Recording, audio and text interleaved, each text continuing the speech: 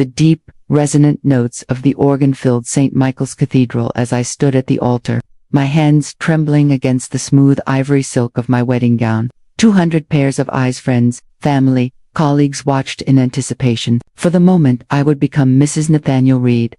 Morning light streamed through the stained glass windows, scattering colorful shadows across the marble floor. But my heart wasn't pounding with excitement. It was thundering with a crushing truth that threatened to split me apart. How long had they been deceiving me? Beyond the sea of expectant faces, I spotted my mother in the front pew. Her emerald dress perfectly matched to the occasion. Her smile, bright and proud. 24 hours ago, I would have believed that smile. Back then, I still lived in a world where mothers protected their daughters and love meant something pure. Nathaniel squeezed my hand, his blue eyes carrying the same warmth I had once mistaken for devotion. "You ready for this, Celeste?" he murmured, his voice steady and confident, the same tone that had drawn me to him 3 years earlier. I looked at him, at the sharp jawline I'd traced countless times, the mouth that had promised me forever, and felt clarity strike like a blade. "Oh, I'm ready," I whispered back, my voice calm despite the chaos inside. "More ready than you think." 3 months earlier, life had felt perfect. I'm Celeste Moran Darren, 28 years old, and I believed I had it all figured out. I was the daughter my parents had always hoped for, graduating summa cum laude from Georgetown with a literature degree, working as a senior editor at Meridian Publishing, and newly engaged to Nathaniel Reed, the golden boy of our community. Nathaniel, 31, and strikingly handsome, was the son of Judge Harrison Reed and philanthropist Victoria Reed. He was a corporate attorney at one of DC's most prestigious firms, drove a BMW, and had proposed to me at the Kennedy Center during the intermission of Swan Lake, my favorite ballet. "You're going to have such a beautiful life together," my mother, Diana, had gushed that night, admiring the 2-carat diamond ring that sparkled like captured starlight. "The Reeds are such a respected family. You've done well, sweetheart." I should have noticed her choice of words, not "you'll be happy" or "he's perfect for you," but "you've done well," as if I'd completed a transaction. Instead of finding my soulmate. My father, Pastor William Darren, was more reserved but equally pleased. For 30 years, he had built his reputation on family values and traditional morals. Seeing his only daughter marry into a family like the Reeds felt like a blessing on everything he stood for. "Nathaniel is a good man," he told me, wrapping me in one of his warm hugs. "I can see how much he loves you. And more importantly, I can see how much you love him." A word that would later taste like poison. The next 2 months were consumed by wedding planning. My mother threw herself into the process with an intensity that both touched and overwhelmed me. She managed every detail, the flowers, the catering, the music, even my dress fittings. "This is every mother's dream," she would say, flipping through magazines and making endless calls to arrange her daughter's perfect wedding. I appreciated her involvement, even when she overruled my ideas. I wanted wildflowers for my bouquet. She insisted on white roses and peonies. One suggested a simple string quartet. She booked a full orchestra. I planned to write my own vows. She convinced me that traditional vows were more elegant. "Trust me, darling," she'd say with that knowing smile I'd inherited. "Mother knows best." Nathaniel seemed amused by it all. He would often drop by unannounced, winning over my parents with stories from work and compliments about my mother's cooking. Sometimes, he and Diana would spend long moments together, in the kitchen while I finished work calls, their laughter drifting through our colonial-style house. "Your mother is remarkable," he told me one evening as we walked through Meridian Park, the same place where he'd first asked me to be his girlfriend. "She's always been like that," I replied, squeezing his hand. "When I was little, she'd spend weeks planning my birthday parties. Everything had to be perfect. And it always was." He stopped walking, cupped my face, and said, "Just like you're perfect." I should have questioned why he talked about my mother so much, why his gaze lingered on her when she laughed, or why he always brought the wine she loved most. But I was in love, and love, I was beginning to realize, can make us blind. The first crack appeared 3 weeks before the wedding. I stopped by my parents' house after work to finalize seating arrangements, my arms full of RSVP cards and my laptop bag heavy with manuscripts. The house was unusually quiet as I stepped inside. "Mom, Dad," I called, setting my things down. "In the kitchen, sweetheart." My mother's voice answered different somehow, breathless. I found her at the sink, scrubbing dishes that were already spotless. Her dark hair was mussed, her cheeks flushed. "Oh, Celeste, I didn't expect you so soon." "It's 6:30, I said. "Same time as always." "Of course," she replied, drying her hands and avoiding my eyes. "Your father's at a church board meeting." Something felt wrong. The kitchen smelled different, not like her usual vanilla candles, but something masculine and expensive. "Was someone here?" I asked, taking a seat at the island. "What? No, just me." She turned back to the sink. "How was your day, darling?" I almost let it go almost. But then, I saw it, a coffee mug from our fine china set, the kind reserved for special guests. It was still warm. "Mom, whose mug is this?" I asked. Her shoulders stiffened. "Mine, of course." But we both knew she only drank tea in the evenings. I was tired and needed the caffeine. The lie sat between us like a live wire. My mother had never been skilled at deception. Her tells were as familiar to me as my own heartbeat. The way she avoided my gaze, the faint tremor in her voice, the compulsive dishwashing. Still, I loved her and trusted her. So I chose to believe. "Okay," I said simply, opening the first RSVP card. "Let's work out these seating arrangements." The evening moved along as usual, but something felt different. My mother kept glancing at her phone, tapping her fingers against the counter in quiet agitation. When Nathaniel texted me around 8 p.m. to say he was working late and would see me tomorrow, I noticed her entire body relax. The second crack appeared a week later. Nathaniel had been distant, blaming work stress.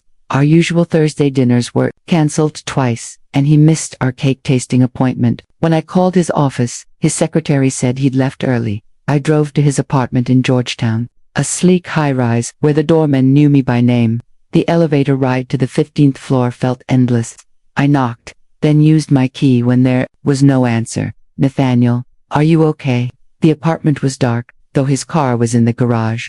I called his name again, walking through the rooms we'd planned to redecorate after the honeymoon. The living room was empty, but on the coffee table sat a single wine glass with lipstick on the rim in a shade I didn't recognize. I tried his bedroom door, but it was locked, something he had never done.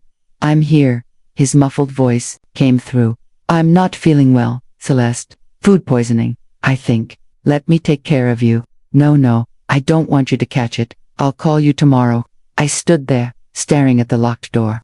In 3 years, Nathaniel had never refused help when he was sick. He was the type who liked being fussed over for even the smallest headache. But again, I chose trust over suspicion. "Feel better," I told the door. "I love you." "Love you too," he replied, but a beat too late. The truth always finds a way through, like water seeping into cracks.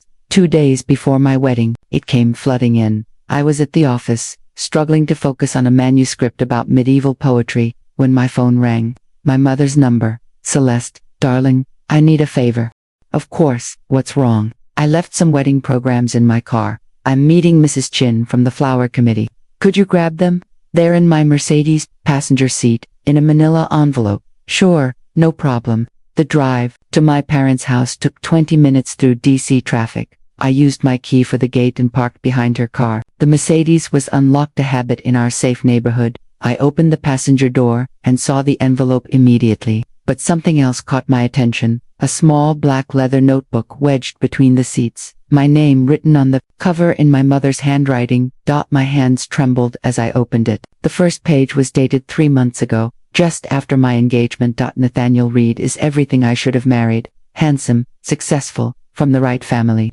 Instead, I settled for William and his middle-class ministry. But maybe it's not too late. Maybe I deserve something beautiful for once." The notebook slipped from my fingers. I sat in the driver's seat, staring at her writing as my world tilted. I picked it back up and kept reading. He looked at me the way William used to before years of routine wore him down. When Nathaniel compliments my dress or my cooking, I remember feeling desired. Today, he stayed after Celeste left for work. We talked for hours. He said I was wasted on small-town life. He's right. I know this is wrong. I know what it would do to Celeste if she found out. But when was the last time anyone truly chose me? Page after page, her careful handwriting chronicled the slow seduction of my fiancé. "Kissed me today." I kissed him back. We made love in his apartment while Celeste was at her book club. Nathaniel says after the wedding, we'll find a way to be together. He says marrying Celeste is just expected of him, but his heart belongs to me now. The final entry was from yesterday. Tomorrow night, before the wedding, he's coming over while William is at his bachelor party meeting, our last time before Celeste becomes his wife. After that, we'll be more careful. But we've come too far to stop now. I closed the notebook and sat in stillness. Around me, suburban life carried on, sprinklers running, kids biking, dogs barking, normal life, while mine collapsed. How long? The question echoed in my mind. How long had they been laughing behind my back? I thought about every dinner, every exchanged glance I'd been too trusting to read.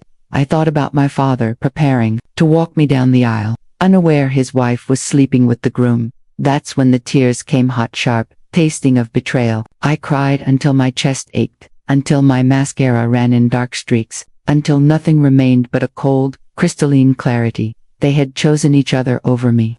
Now, I would choose myself over them. I didn't go home. I checked into the Willard Intercontinental under a false name, paying cash and telling the clerk I was surprising my husband for our anniversary. The lie came easily. Apparently, I was learning from the best. In my room, I spread everything on the bed like evidence: my mother's journal, screenshots of Nathaniel's recent credit card statements from our shared wedding account, and a growing list of missed signs: the cologne scent in my parents' kitchen, the lipstick on the wine glass, his sudden knowledge of my mother's favorite wine, their insistence on traditional vows, likely so I wouldn't reveal anything personal that hinted at their guilt, ordered room service, and ate overpriced pasta while planning. The old Celeste would have confronted them privately, cried, and been manipulated into forgiveness.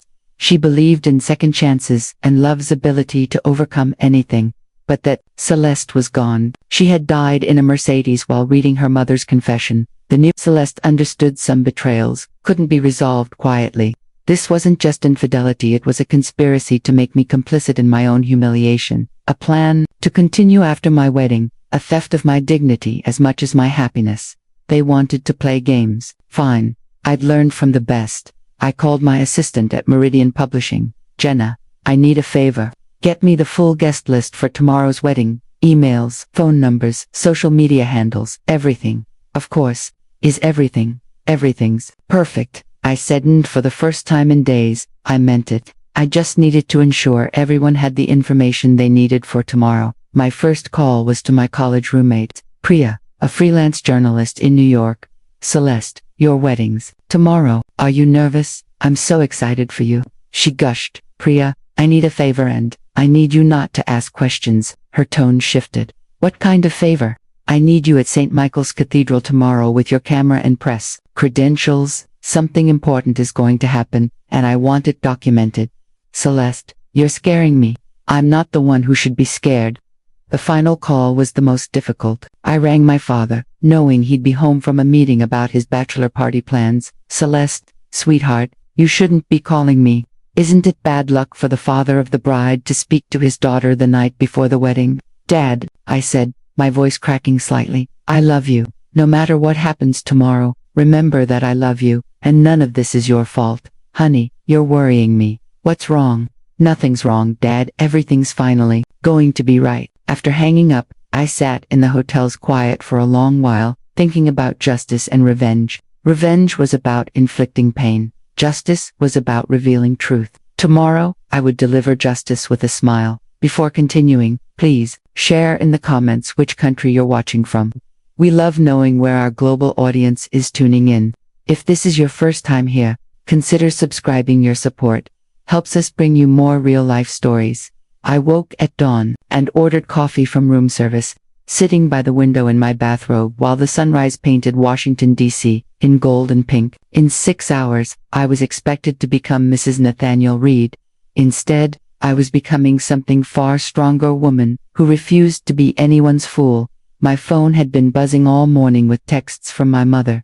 Good morning, beautiful bride. I hope you slept well. I can't wait to see you walk down the aisle. The flowers are perfect. The musicians are setting up. The photographers confirmed.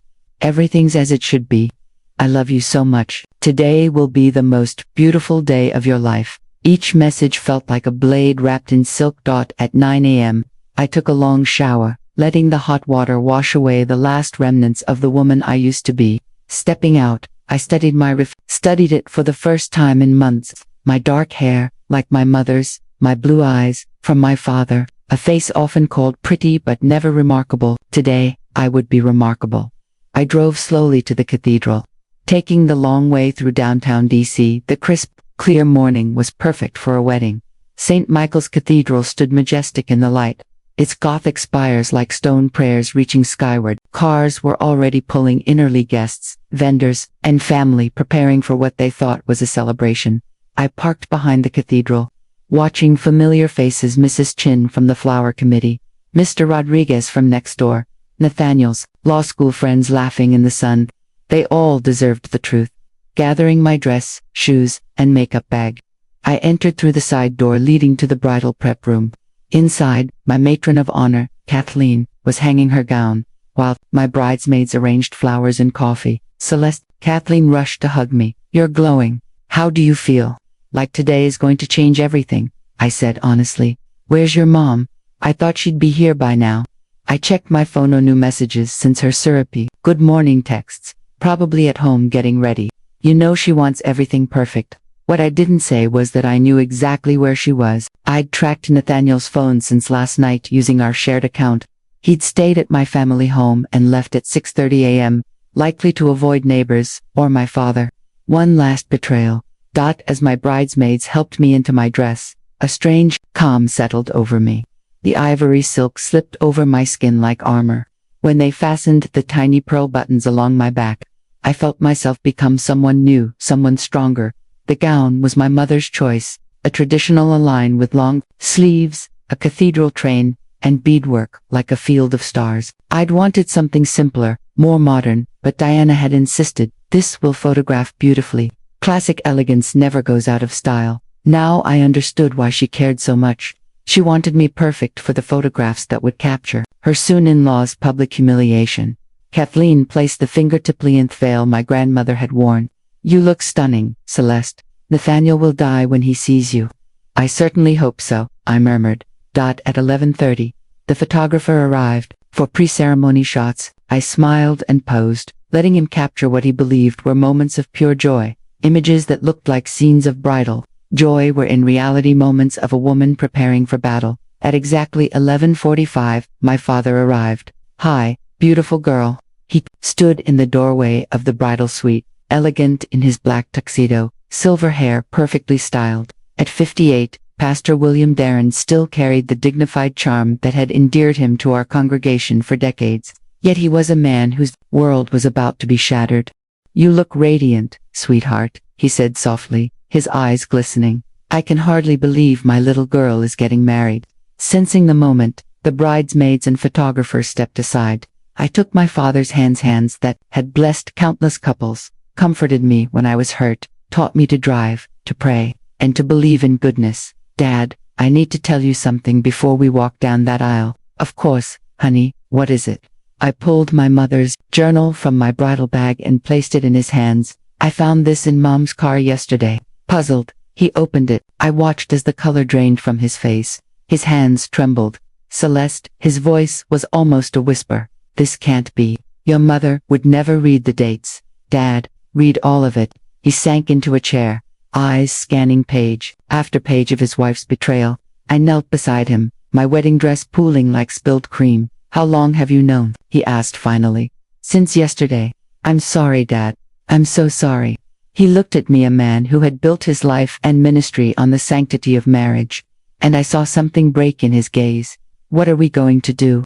he murmured. "Going to walk down that aisle," I said firmly, "and let everyone see exactly who Diana Darren and Nathaniel Reed really are." "Celeste, no. Think about the scandal. The shame isn't ours to bear, Dad. It's theirs." He hesitated, wrestling with decades of belief that family matters must remain private. "There are 200 people out there," he said. "People who love us and think they're about to witness a sacred ceremony.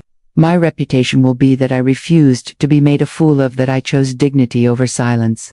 A knock interrupted us. 5 minutes, called the wedding coordinator. Dad rose slowly, his legs unsteady, but then straightened and met my eyes with pride. "You're braver than I ever was. I learned from the best." He offered me his arm, and we walked toward the sanctuary doors. Through the glass, I saw the cathedral filled with friends and family from across the country. The altar was adorned with white roses and peonies, just as my mother had wanted. The string quartet played Pachelbel's canon, filling the air with a soaring melody. Nathaniel stood at the altar, immaculate in his tuxedo, the image of a devoted groom. His best man and groomsmen stood beside him, smiling. In the front row, my mother sat in her emerald dress, dabbing at her eyes a portrait of maternal pride. The doors opened, and the processional began. My bridesmaids, in soft pink dresses, made their way down the aisle. Then came the bridal march. Every guest rose to their feet. "Ready?" Dad whispered. I squeezed his arm. "Ready." We stepped forward, the weight of 200 gazes upon us. Cameras flashed. Nathaniel's face lit up as if with genuine love. My mother pressed her handkerchief to her eyes. What convincing actors they both are. I thought. We reached the altar, and Dad placed my hand in Nathaniel's, a gesture meant to symbolize one man entrusting his daughter to another. To me, it felt like being handed over to my adversary, dearly beloved. Pastor Jenkins began, his voice resonating through the cathedral.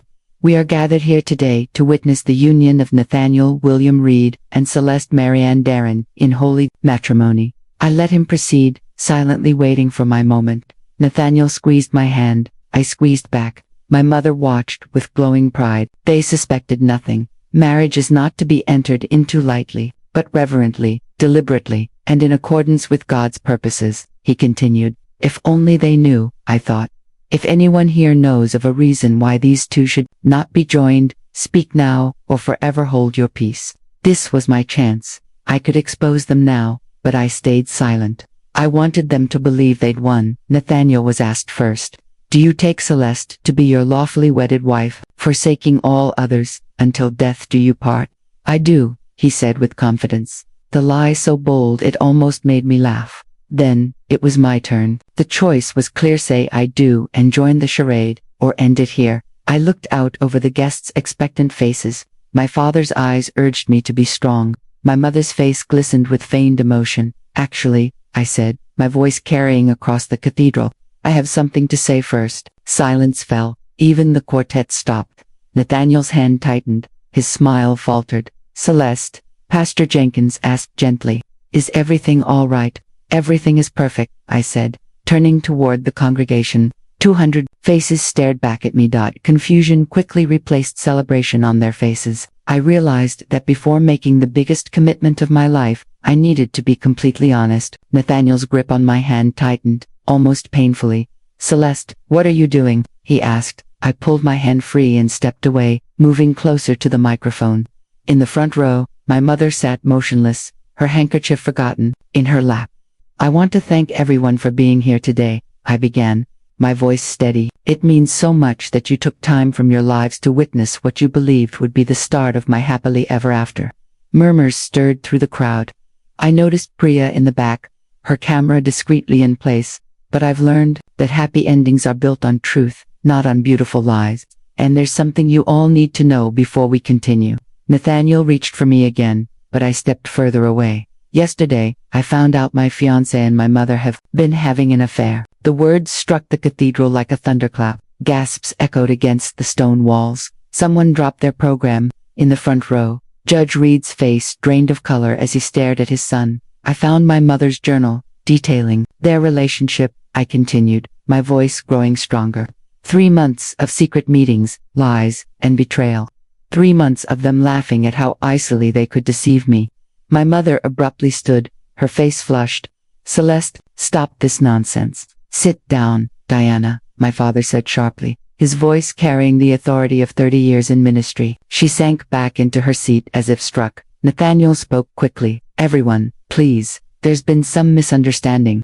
"Is it a misunderstanding that you spent last night at my parents' house?" I asked loudly, ensuring all could hear, while my father was at a meeting planning your bachelor party. Whispers and gasps filled the air. Nathaniel's face turned pale. "Is it a misunderstanding that you've used our joint credit card to buy expensive wine for my mother, wine she mentioned in her journal while writing about your affair?" Judge Reed now stood, glaring at his son. "Nathaniel, tell me this isn't true." Nathaniel looked around wildly, his career and reputation unraveling before him. I can explain." "Oh, please do," I said, my voice laced with icy sweetness. Explain to your father, to your colleagues, to everyone here, how you seduced your fiancé's mother. Explain how you intended to marry me while keeping your relationship with her." The silence was absolute. Every eye was on Nathaniel, waiting. He had nothing, no polished lawyer's defense, no charming diversion, just the truth exposed. In the front row, my mother wept not the graceful tears of pride, but rough, broken sobs. "Celeste," she choked out, "please, you don't understand." "I understand perfectly," I said, facing her. "You decided my happiness was worth sacrificing for your own desire. You decided you deserved him more than I did. That's not, you never meant to get caught," I cut in. The truth hung in the air. My mother sank into her seat, her emerald dress now seeming gaudy and desperate. I looked over the congregation, family, friends, colleagues who had watched me grow. Their faces showed shock, sympathy, even anger, but not pity. That mattered to me. "This isn't about revenge," I continued. "It's about truth, about refusing to build my life on someone else's lies, and about choosing myself over people who chose each other instead." I began walking down the aisle, my train sweeping behind me like a queen's robe. At the front row, I paused beside my father. "Dad, I'm sorry you had to learn this way, but I'm not sorry, you know." He nodded, tears in his eyes, but pride in his gaze. "I love you, sweetheart. You did the right thing."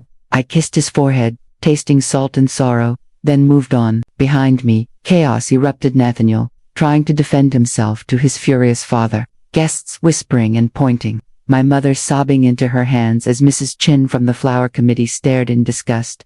I didn't look back. I walked out of the cathedral with my head high, my dress flowing like a river of ivory silk. The parking lot behind St. Michael's Cathedral became my refuge. I stood by my car, breathing in the crisp October air, feeling lighter than I had in months. From inside, the muffled chaos continued, raised voices, crying, scraping chairs as people struggled to process what they had just witnessed. My phone was already buzzing with calls, and I ignored almost every text, except one from "Holy Celeste, did you get it all?" "Every second," she replied. "My editor will lose his mind when he sees the footage. By tonight, this will be everywhere." "Good. Are you okay? I mean, really okay?" I thought about it. There I was, standing in a wedding dress in an empty parking lot, having just destroyed 2 lives and maybe my own reputation. "I'm perfect," I said, and I meant it. Within an hour, the story was spreading like wildfire through our circles. In 3 hours, it hit local news sites. By 6, #WeddingRevenge was trending, with people dissecting every second of my cathedral confrontation. The reactions were exactly what I'd hoped for and more. Judge Reed issued a statement through his law firm. His son was taking indefinite leave to handle personal matters. Translation: Nathaniel's legal career was over. No firm in D.C. would touch him now. That evening, a courier delivered a handwritten letter from Victoria Reed, Nathaniel's mother. "Dear Celeste, I can't express the depth of my horror at my son's actions, or my admiration for your courage. You deserved better than this betrayal. You will always have my respect and support. With deepest regrets, Victoria." At St. Michael's, the congregation rallied behind my father, moving me to tears. By Sunday night, more than 100 people had called or visited, offering support and voicing outrage over what had been done to our family. But the most satisfying fallout came from my mother's social circle, the same women she had worked so hard to impress with her perfect marriage and daughter. Within 24 hours, she was asked to step down from 3 charity boards. Lunch invitations stopped. The phone went silent. Diana Darren L., who built her image on being the perfect pastor's wife, became the subject of whispered gossip and shocked stares. She called me dozens of times. I let every call go to voicemail. 3 days after mine, I found my father in his study, packing away 30 years of theological books and sermon notes. "You don't have to resign," I told him, for the 12th time. "Yes, I do." His voice was tired but resolute. "I can't preach about the sanctity of marriage when my own wife has made a mockery of it. The congregation deserves better." In just 72 hours, he looked years old, eye lines deeper, shoulders heavier. Yet, there was a peace in him, as if a hidden weight had finally been lifted. "What will you do?" I asked. "I've been offered an interim pastor role at a small church in Vermont. It'll give me time to figure out what's next." "And Mom," his face hardened. "She's made her choices. She can live with the consequences." Through the window, I saw Diana loading suitcases into her car, heading to her sister's in Baltimore, the only family member still willing to take her in. Have you spoken to her once to tell her I've filed for divorce? The word hung between us. In our family, divorce was unthinkable. My parents had been married 31 years, their lives built on till death do us part. I'm sorry, Dad. Don't be. You saved me from living a lie. He taped another box carefully. I would have gone to my grave never knowing who I was really married to. A knock at the door interrupted us. My father answered, then returned with Judge Reed. The judge looked worn down, his normally polished appearance rumpled, eyes filled with shame. I needed to apologize, he said simply, for my son, for what he put you on both our families through. I searched his face for blame or resentment, but saw only genuine remorse. You're not responsible for Nathaniel's choices, I said, aren't I? I raised him to believe he could have whatever he wanted, that charm and good looks would always save him. I created the man who betrayed you. No, I replied firmly, you raised the son.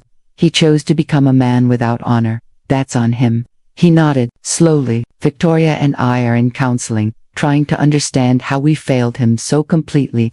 Don't let his failures define your marriage, I told him. Some people are broken inside.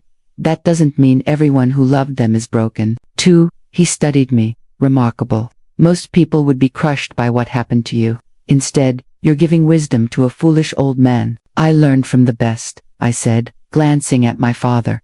After the judge left, Dad and I packed in quiet companionship. As the setting sun filled his study with gold and amber light, he sealed the final box and looked around the room that had been his sanctuary for a decade. Any regrets? I asked. About the divorce, leaving? No. About raising a daughter, brave enough to choose truth over comfort? Never. 6 months later, I stood in the garden behind my new apartment in Alexandria, Virginia. Spring was returning, cherry blossoms scattered like pink confetti, the air rich with grass and possibility. My phone rang. Dad's weekly check-in. How's Vermont? I asked. Beautiful, peaceful, small congregation, no politics, no drama, just faith and community. Are you happy? I'm getting there. What about you? 3 months earlier, I'd accepted a senior editor role at a respected New York publishing house. Good salary, challenging work, and best of all, 300 miles from the wreckage of my old life. I love it, I said. The city, the work, the anonymity. I can walk down the street and just be Celestine, the woman from that wedding video. Good, you deserve a fresh start. The video had eventually faded from public attention, replaced by news scandals. But for weeks, I'd been the internet's darling, the woman who chose dignity over silence. I received thousands of messages from women, sharing their own stories of betrayal, thanking me for showing it was possible to choose themselves. Have you heard from her? Dad asked, as he always did. No. Diana had tried reaching out, through relatives, old friends, even my former boss. I made it clear I had nothing to say. Some betrayals run too deep for quick forgiveness. Maybe one day we'd talk. But not yet. What about Nathaniel? His lawyer contacted mine last month. He's in therapy, wants to make amends. I laughed, not bitterly, just without care. I told my lawyer the best thing he could do for me is to stay out of my life forever. When the call ended, I sat in my garden with a coffee and my latest book, feeling the peace of a life rebuilt. The manuscript I was reading was a memoir by a woman who rebuilt her life after discovering her husband's 2-decade affair. The similarities to my own past were obvious, yet I had learned to draw strength from others' survival stories instead of dwelling on the pain of their betrayals. The doorbell rang, breaking my focus. I wasn't expecting company, but when I opened the door, a delivery man stood there holding a huge bouquet of wildflowers, the very kind I had wanted for my wedding, instead of the roses and peonies my mother had chosen. The card was simple: for choosing yourself, from someone who understands, a friend. No name, no return address, but I didn't need either. Over recent months, I had connected with dozens of women who had found the courage to leave toxic relationships, speak truth to power, and prioritize their own happiness over keeping others comfortable. We were a sisterhood of survivors, always looking out for each other. I placed the flowers in a vase on my kitchen table, where their beauty lit up the room, then returned to my garden, my manuscript, and the life I was shaping one choice at a time. A year later, I stood at the podium in the grand ballroom of the Meridian Hotel, facing hundreds of writers, publishers, and readers gathered for the National Women's Literature Conference. The nameplate in front of me read, Celeste Darren, keynote speaker, The Power of Authentic Voice. A year ago, I began, my voice carrying easily through the microphone. I stood at an altar in front of 200 people and made a decision that changed everything. Not the choice people expected, but the one that honored who I truly am. Women in the audience nodded, leaning forward. My story resonated, not because of drama or revenge, but because of the deeper truth it carried. We are taught from a young age that keeping the peace matters more than keeping our dignity, that being nice is more important than being honest, that others' comfort should outweigh our own truth. I paused. Remembering the morning I looked in the mirror and decided to become someone new. But here's what I learned, I continued. When you choose truth over comfort, when you choose yourself over those who have chosen to betray you, you don't just change your own life. You give others permission to do the same. The applause was warm and lasting.